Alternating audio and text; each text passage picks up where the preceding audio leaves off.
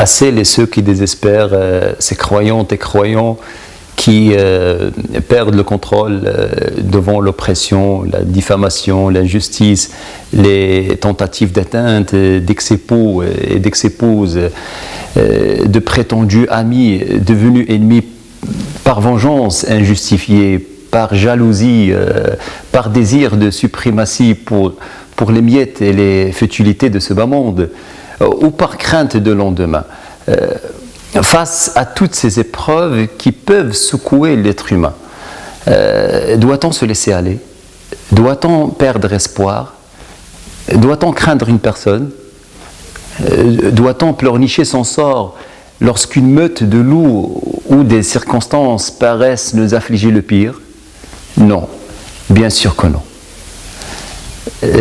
Quand on subit des méfaits ou des atteintes malfaisantes de la part d'une personne ou d'un groupe de personnes, on ne se tourne pas vers ces personnes pour faire cesser l'injustice. Bien au contraire, le croyant se doit d'être fort et tout en gardant foi en Dieu, car comme le rappelle notre prophète sallallahu alayhi wa sallam, Allah aime le croyant fort, et ceci en toutes circonstances. L'épreuve est le meilleur moyen pour raffermir sa foi. Ce qui ne préoccupe pas ton ennemi, car il n'en a pas conscience. Et cette épreuve que ton ennemi te fait subir, c'est un bienfait pour toi, pour demain et pour l'au-delà. Et Dieu a mis cet ennemi sur ton chemin, justement pour t'élever, pour te donner de ses bonnes œuvres, car lui, son cœur est scellé, il est aveuglé. Et rappelle-toi la sagesse de l'imam al-Basri, lorsqu'il a entendu quelqu'un dire de mal de lui, il est parti pour offrir à ce médisant le meilleur de ce qu'il avait, lui disant que c'était un cadeau, parce que l'ennemi, en agissant de tel, il lui avait offert ses hasanat.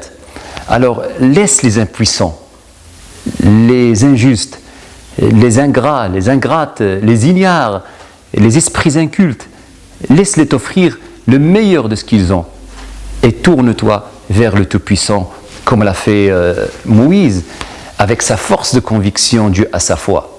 Dieu nous dit dans le Coran, puis quand les deux parties se virent, les compagnons de Moïse dirent « Nous allons être rejoints ». Il dit « Jamais. J'ai avec moi mon Seigneur qui va me guider. Elle est là ton arme, ta force, ta puissance, ta foi en Dieu, son secours, son aide, son soutien. Ton Seigneur est avec toi, toi qui lis le Saint-Coran tous les jours, qui est assidu dans ses prières et dans son wird journalier. Tu fais partie des serviteurs qu'il aime. Comment peux-tu désespérer ou avoir peur alors que tu lis la parole divine? Or, ils ne sont capables de nuire à personne qu'avec la permission d'Allah subhanahu wa ta'ala. Je t'invite vivement à méditer sur cet échange important et très instructif entre Shu'aib et son peuple. Ils dirent « Oh Shu'aib, nous ne comprenons pas grand-chose à ce que tu dis. Et vraiment, nous te considérons comme un faible parmi nous. Et si ce n'est ton clan, nous t'aurions certainement lapidé. Et rien ne nous empêche de t'atteindre. » Il dit « Oh mon peuple, mon clan, est-il à vos yeux plus puissant qu'Allah à qui vous tournez ouvertement le dos? Oh mon peuple, mon Seigneur, embrasse en sa science tout ce que vous œuvrez. Oh mon peuple, agissez autant que vous voulez. Moi aussi, j'agis. Et bientôt, vous saurez sur qui tombera un châtiment qui le déshonorera. Et qui de nous est l'imposteur? Et attendez la conséquence de vos actes. Moi aussi j'attends. La réplique divine fut immédiate.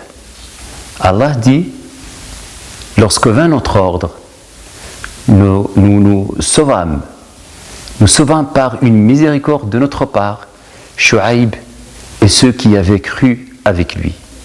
Et le cri terrible saisit les injustes. Ils gisèrent dans leur demeure comme s'ils n'y avaient jamais prospéré. Pourquoi avoir peur? As-tu perdu confiance en ton messager qui te dit « Sache que si tout le monde s'associait pour te faire du bien, ils ne pourront te faire que le bien qu'Allah a déjà écrit pour toi. Et s'ils se rassemblaient tous, et sache que s'ils se rassemblaient tous pour te faire du mal, ils ne pourraient te faire que le mal qu'Allah a déjà écrit pour toi. Si on tente de t'effrayer par l'attroupement des forces du mal, des comploteurs, ou que l'on te transmette un message du genre « on est plus nombreux que toi », eh bien, rappelle-toi de ce que Houd a dit à son peuple, qui a voulu lui faire peur en exposant leur divinité. « Kiduni jami'an thumma la tunzirun » Et la même réplique que lui. « Rusez donc tous contre moi et ne me donnez pas de répit. Je place ma confiance en Allah, mon Seigneur et le vôtre. Il n'y a pas d'être vivant qui ne tienne par son toupet.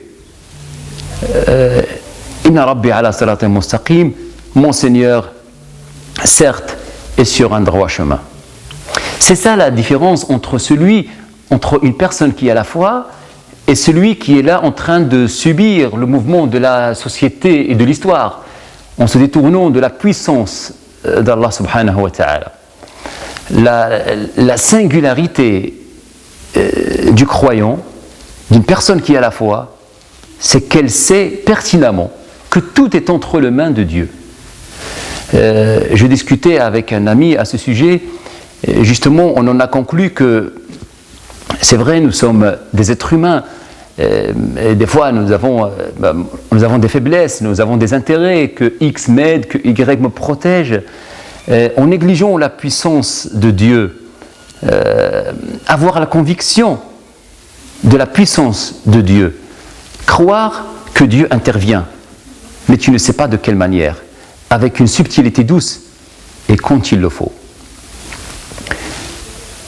Si tu as Allah avec toi, tu as tout. Place ta confiance en lui et n'oublie jamais la récompense des endurants.